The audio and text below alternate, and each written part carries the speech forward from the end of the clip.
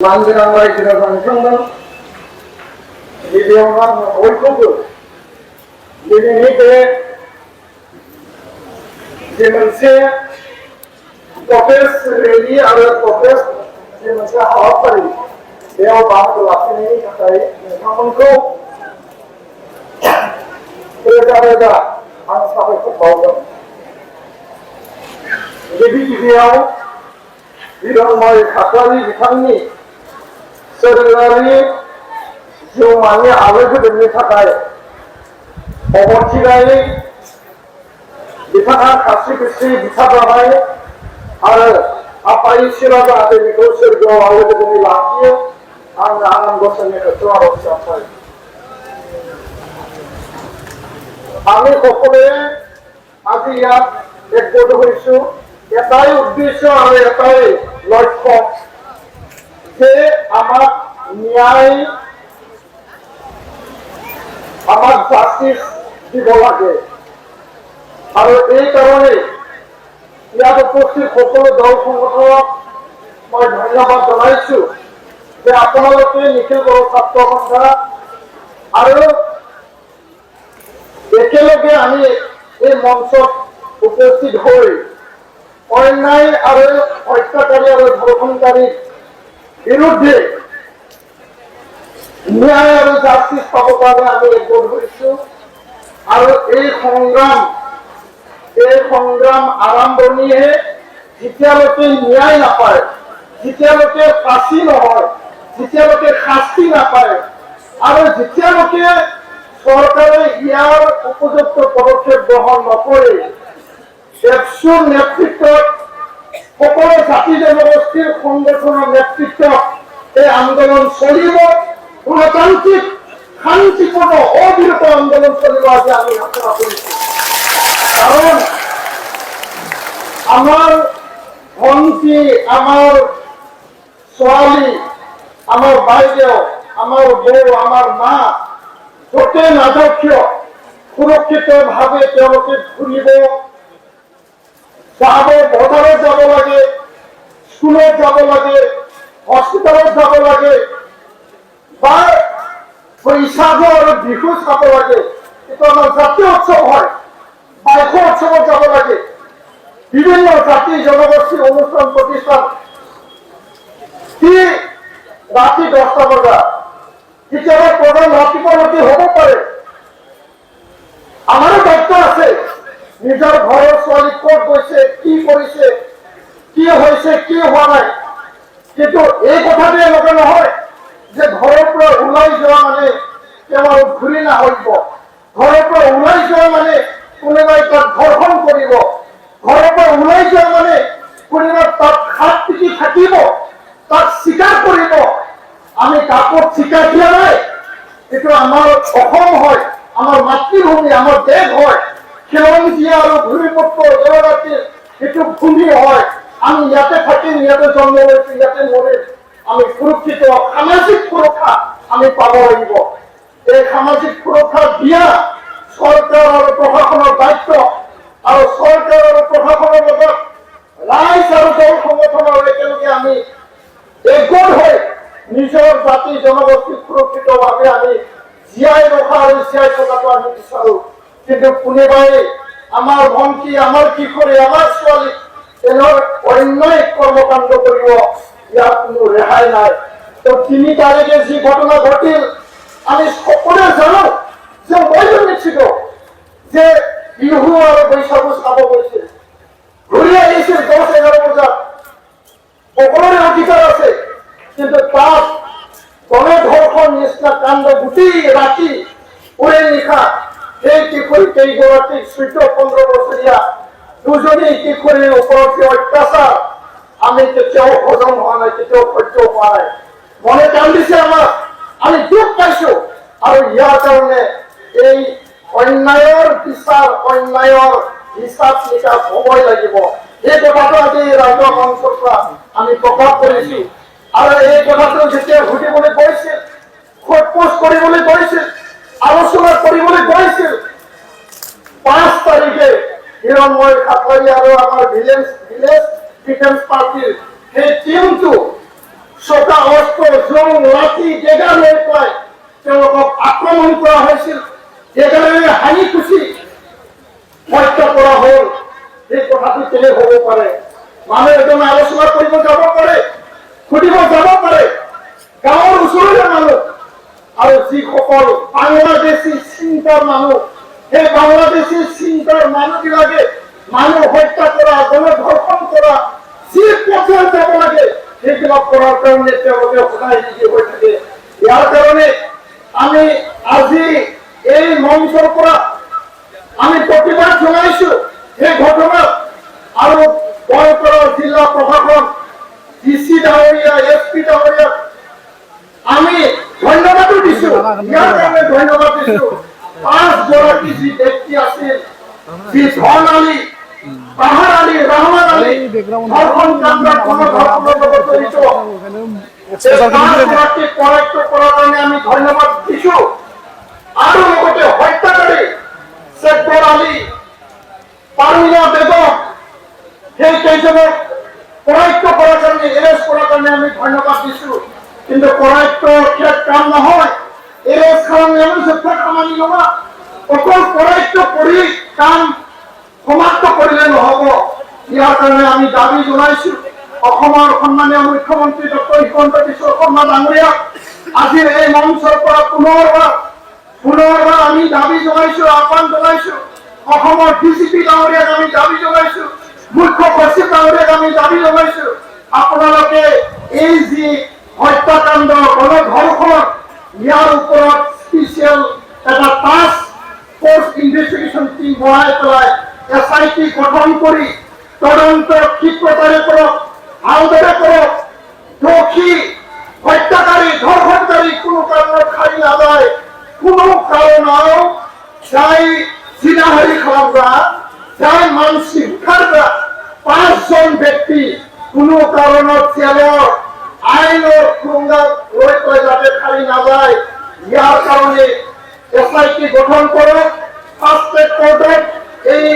আইনী প্ৰক্ৰিয়াৰে তেওঁলোকক শাস্তি প্ৰদান কৰক। আৰু আমাৰ দাবী,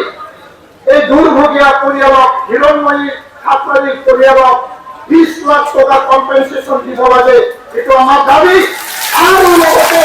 2 গৰাকী কিশোৰী যিসকলক গণধৰ্ষণ কৰা হ'ল, তেওঁলোকক 5 লাখ টকা দিয়ে আৰ্থিক সাহায্য দিব লাগে বুলি আমি দাবী জনাইছো। নাবালিকা এই কিশোৰীসকলক যিসকলে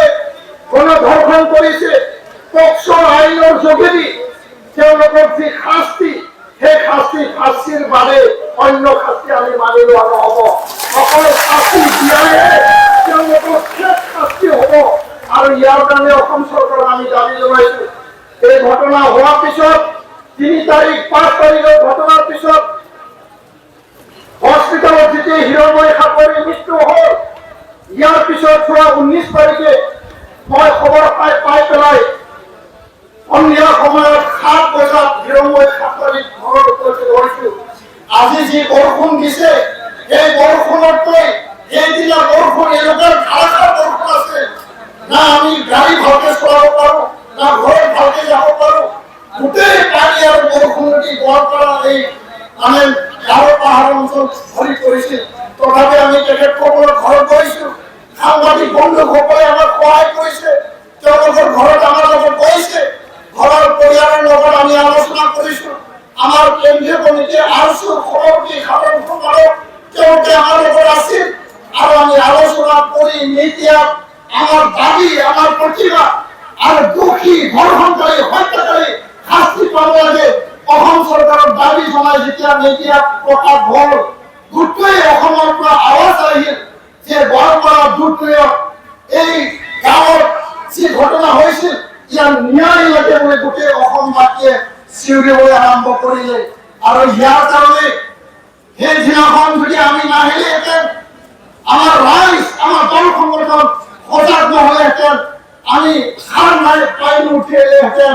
কলম হলেহেঁতেন। কিন্তু সঠিক সময়ত আমি সঠিক পদক্ষেপ লৈছো। আৰু ইয়াৰ পিছত যোৱা 22 তাৰিখে গোটেই অসমৰ জিলাবিলাকত আমি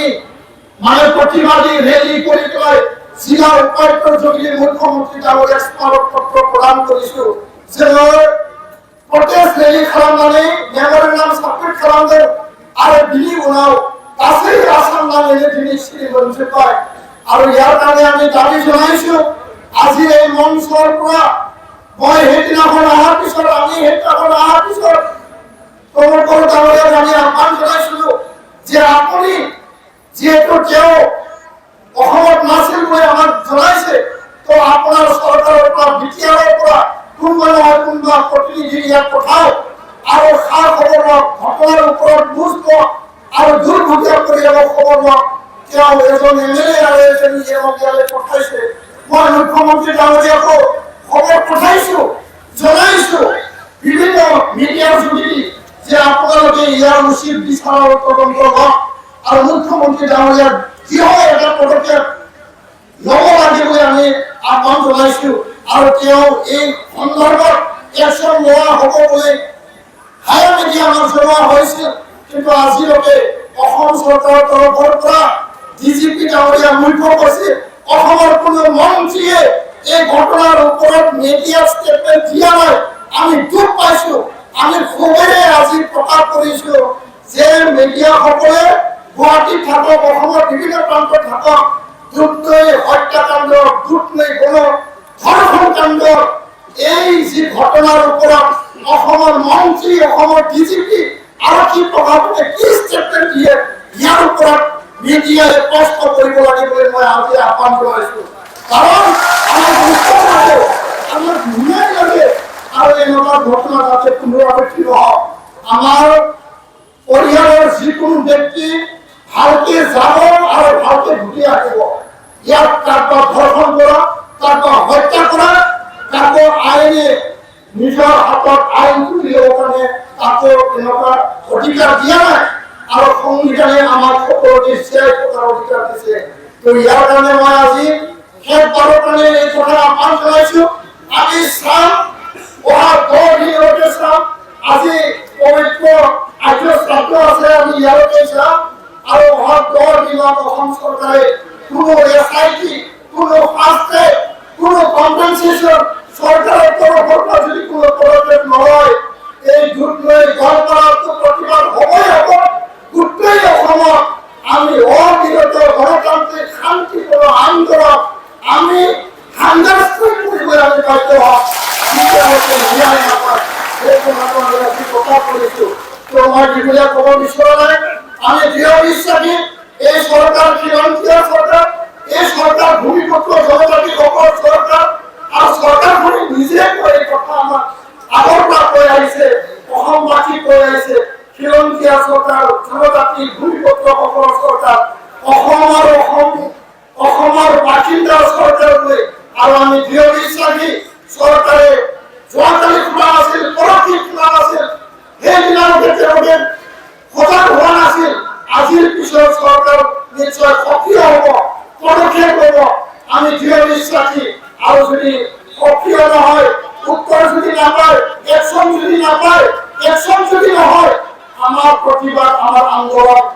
আমি চলাই লৈ যাম এই কথাটো মই প্ৰকাশ কৰিলো আৰু 10 দিনৰ পিছত আমাৰ পুনৰ আন্দোলন আৰম্ভ হ'ব যেতিয়ালৈকে দোষী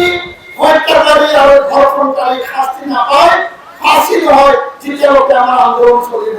এইখিনি কথাকে কৈ আমি একত্ৰিতভাৱে কৌশলে কৌশলভাৱে ফালাঙ্গন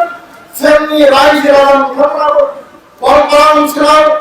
बारनो सावथालखौ आसामाव रायजो जानाय बर' फिसाफोरा जेब्लाबो सांग्रां जानांगोन दुर्बल जानानै शक्तिहीन जानानै रायजो जानाय नङा एसे खबर थानांगौ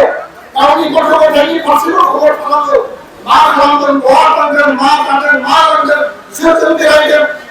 दुखिया गरिब गुन्द्रा होननानै जोङो गावखौ हगारसारनायनि बाथ्रा गैया साफा साफा सुबुङा जोंनि न'खरनि सम्पद